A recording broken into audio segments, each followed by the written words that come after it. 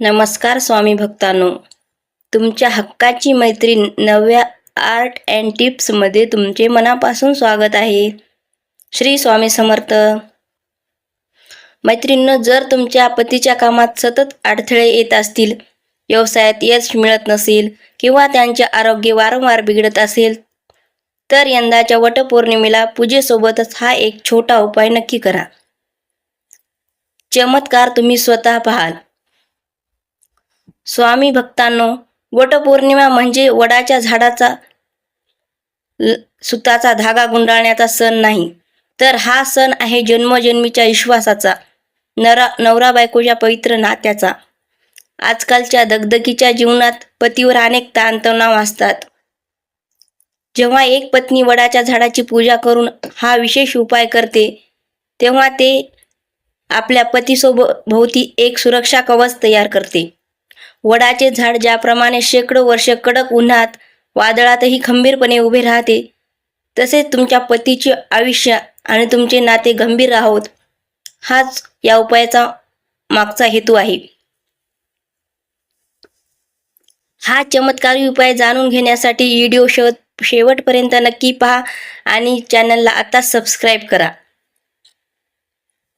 अधिकृत ग्रंथोत्सेवा. अधिकृत ग्रंथोत्तर सेवा म्हणजे 11वा आणि 21वा अध्याय. सर्वप्रथम आपण आपल्या लाडक्या स्वामी समर्थ महाराजांची अशी एक सेवा जाणून घेणार आहोत, जी थेट स्वामीच्या ग्रंथावर आधारित आहे. वटपौर्णिमेच्या पवित्र दिवशी सुवासिनी महिलांनी पतीच्या दीर्घायुष्यासाठी, उत्तम आरोग्यासाठी आणि त्यांच्या कल्याणासाठी श्री स्वामी समर्थ सारामृत या ग्रंथातील 11वा आणि 21वा अध्याय आवर्जून वाचावा. जर तुम्हाला स्वतःला वाचता येत नसेल, तर तुम्ही तुमच्या मोबाईलवर हा अध्याय घरात पूर्ण आवाजात ऐकू शकता. या ग्रंथात सेवेमुळे स्वामीची अफाट कृपा होते आणि पतीवरील असलेली सर्व संकटे टळतात. सौभाग्यवृद्धीसाठी वडाच्या पानांचा पारंपरिक उपाय. आता आपण वडाच्या पानांचा पारंपरिक म्हणजेच पूर्वीच्या काळापासून चालत आलेला हा एक उपाय पाहणार आहोत.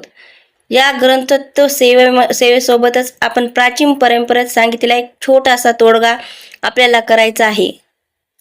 वटपौर्णिमेच्या पूजेवरून घरी आल्यानंतर दुपारी किंवा संध्याकाळी हा उपाय करावा. यासाठी आपल्याला वडाचे झाड, अखंड पान जे कुठेही फाटलेले नसावे, थोडी हळद, कुंकू, 1 रुपयाचे नाणे आणि लाल रंगाचा धागा लागेल. सर्वप्रथम वडाचे पान स्वच्छ धुवून पुसून घ्यावे. आता त्यात पानाच्या गुळगुळीत भागावर हळदीने श्री लिहावे आणि कुंकवाचे स्वस्तिक काढावे. या पानाच्या अगदी मधोमध ते 1 रुपयाचे नाणे ठेवावे. मंत्र आणि विसर्जन नियम. आता तुम्ही म्हणसाल, या पानाचे विसर्जन कुठे करावे?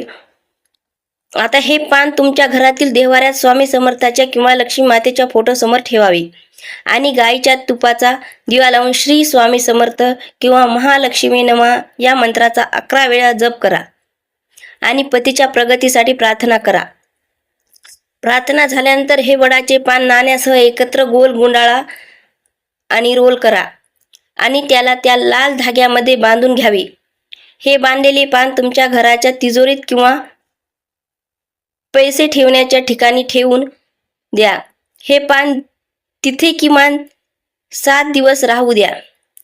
पुढच्या आठवड्यात त्यातील नाणे तिजोरीत ठेवा आणि वडाचे पान एखाद्या झाडाच्या मुळाशी किंवा कुंडीत विसर्जित करा. यामुळे घरातील आर्थिक चणचण दूर होते.